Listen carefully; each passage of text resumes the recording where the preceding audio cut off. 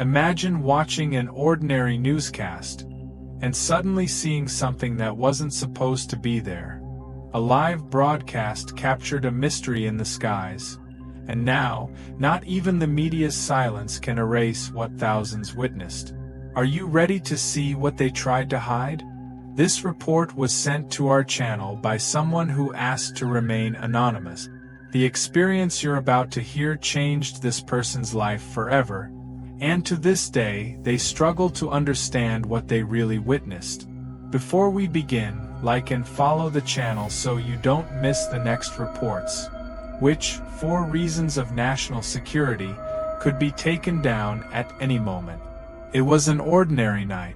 Like so many others, I was sitting on the couch, watching the evening news. The stories moved along as usual. Politics, economy, a segment about the weather. I wasn't even paying that much attention, until something on the screen made me freeze. Behind the anchor, through the big studio windows, a strange light appeared in the sky. It wasn't a plane. It wasn't a helicopter. It was something different. A bright silver glow, floating almost motionless, defying any logic I knew. My hands instantly started sweating. My heart raced. The weirdest part was seeing the anchor hesitate for a second. It was subtle, but if you were paying attention, you could tell. He saw it. He tried to play it off, tried to keep reading the news as if nothing was happening. But it was too late. The cameras, even unintentionally, had already captured the object for everyone watching. My mind refused to accept it. Am I really seeing this? I thought. I rubbed my eyes, grabbed my phone, and snapped a picture of the TV. Almost like I needed to make sure it was real and not just my tired mind playing tricks on me. The most disturbing part was realizing I wasn't alone. Within minutes, social media exploded with comments, screenshots, hurriedly recorded videos. People from all over the country were seeing the same thing.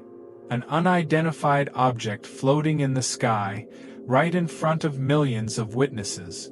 The news broadcast went on like nothing had happened. No mention, no attempt at explanation.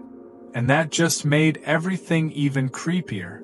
Because deep down, I knew. What appeared live wasn't just some transmission glitch. It wasn't a drone, it wasn't a weather balloon. It was something that wasn't supposed to be there. Something the anchors themselves tried to ignore. Maybe out of fear. Maybe because they were ordered to. That night, I barely slept. I kept re-watching the video, analyzing every movement of the object, trying to find some rational answer. But all I found was a growing sense of fear. A feeling that behind the cameras, there are things much bigger than we realize. Things that don't want to be seen, but sometimes slip through. And the feeling that stayed with me ever since is the worst one of all. The certainty that what we saw wasn't an accident. It was a warning. And we only caught a glimpse of what's about to come. In the days following that broadcast, something strange started happening. The images of the object floating above the studio went viral on social media almost instantly. Videos, memes, theories. It seemed impossible to ignore what we had seen.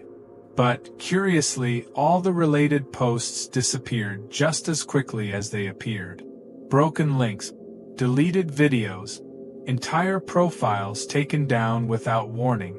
It was as if some invisible force was working frantically to erase any trace of that night. I even tried to find the original clip on the network's website, but it simply vanished. No mention, no record, as if it had never happened. But I knew it had happened. I saw it with my own eyes. I recorded it. I felt that chill run down my spine when the light appeared in the sky. As the days went by, strange reports started to surface. People said that after sharing the videos or talking about the sighting, they received anonymous phone calls. Silent calls, just heavy breathing on the other end. Some people reported black cars parked near their homes. Others spoke about unexpected visitors asking about their electronic devices. Paranoia was spreading, but no one wanted to admit it openly. It felt like we were trapped between two realities, one where nothing ever happened, and another where the truth was being buried alive right before our eyes. I started to feel like I was being watched too. One night, coming back home, I noticed a dark car parked just a few meters from my door. Headlights off, tinted windows. I couldn't see who was inside, but the sense of danger was almost tangible, like the air around me had gotten heavier. I stopped talking about it in public, but inside, a corrosive doubt grew stronger every day. What did we really capture during that broadcast? Could it have been just an unknown atmospheric phenomenon? Some secret military experiment? Or was it a manifestation of extraterrestrial intelligence, deliberately revealed, maybe by mistake? Or worse, as a warning? The nights became long and restless. Sometimes I would wake up drenched in sweat, with a clear sensation that something, or someone, was watching me from outside my window. And that's when, in the midst of fear and uncertainty, I started receiving anonymous messages. Messages suggesting that what we saw that night was just the beginning. That what hovered over the city wasn't just observing, it was waiting. If you believe these stories need to be heard before they disappear, like and share this video. Follow our channel. What's still to come could change everything you believe about our world. Days turned into weeks, but the feeling of being watched never went away. If anything, it got worse. Strange lights started appearing in the night sky, always at the same time, between 2 and 3 in the morning. At first, I thought it was just my imagination, maybe a reflection. But one night, I got the courage to film it. What I captured didn't look like a plane or a drone. They were bright orbs, shifting positions with impossible speed, moving in ways that defied every known law of physics. I didn't tell anyone. It was already hard enough dealing with the growing anxiety. Being called crazy would only make things worse. But deep down, I knew I was somehow connected to that live broadcast event. Somehow, I had become part of something much bigger and infinitely more dangerous. The anonymous messages kept coming. They talked about containment protocols, cleanup operations, and priority witnesses. In the middle of the encrypted phrases, there was a pattern, a countdown. I didn't understand what it meant until the day my computer got hacked. Right in front of me, the screen flickered, and a single message appeared. You saw. They know.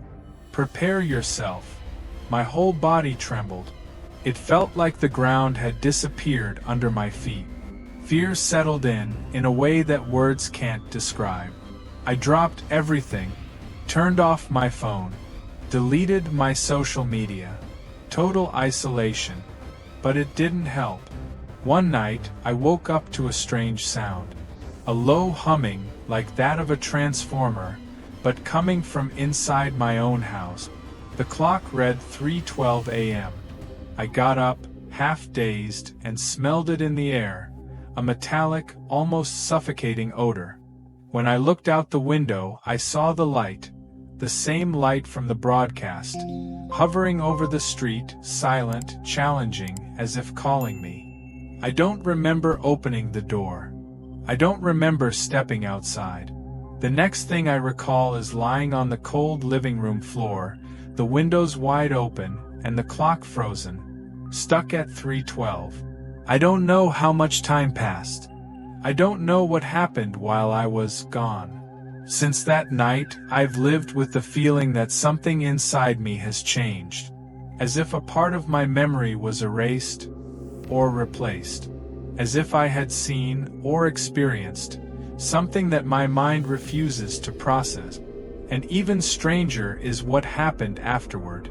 Several other people in town reported having similar dreams, all involving lights, humming sounds, and the feeling of being taken somewhere beyond our understanding. Were we all marked? Was what we saw on the live broadcast just the beginning of something much bigger? And more importantly, are we still being watched? Since that night, my life has never been the same. It's not just the fear that stayed. It's something deeper. Something that ordinary words can't describe. The days seem normal, but there are moments when I feel out of place, like I'm living in a reality that no longer belongs to me. The people around me keep following their routines as if nothing ever happened, but I know, deep down I know, the light that appeared during that broadcast wasn't a coincidence.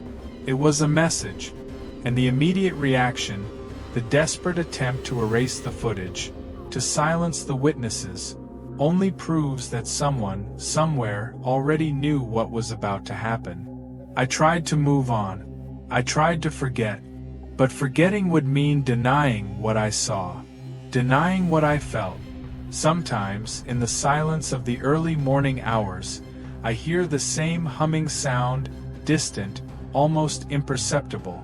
Sometimes, I dream of endless white corridors, of tall, slender figures watching me without saying a word.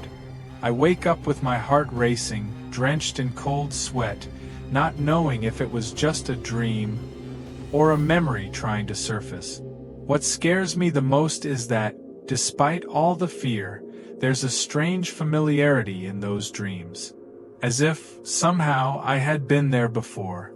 And what about the others who experienced the same thing?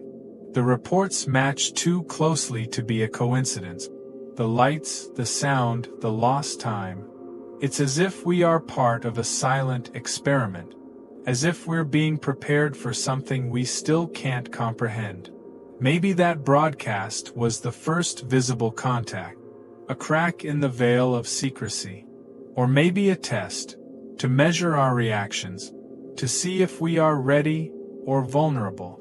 I don't know what's coming next, but I do know that what floated over the city, shining brightly in the sky that night, wasn't a mistake. It was intentional. It was the beginning of something that's still unfolding. And maybe the question we should be asking isn't, what were those lights? But rather, what are they waiting to do? Even now, telling this fills me with an irrational fear. A fear of being heard, monitored, evaluated. But above the fear, there's something stronger, the need to warn. To make sure this story doesn't disappear the way they want it to. Because the truth, no matter how terrifying, needs to be known before it's too late.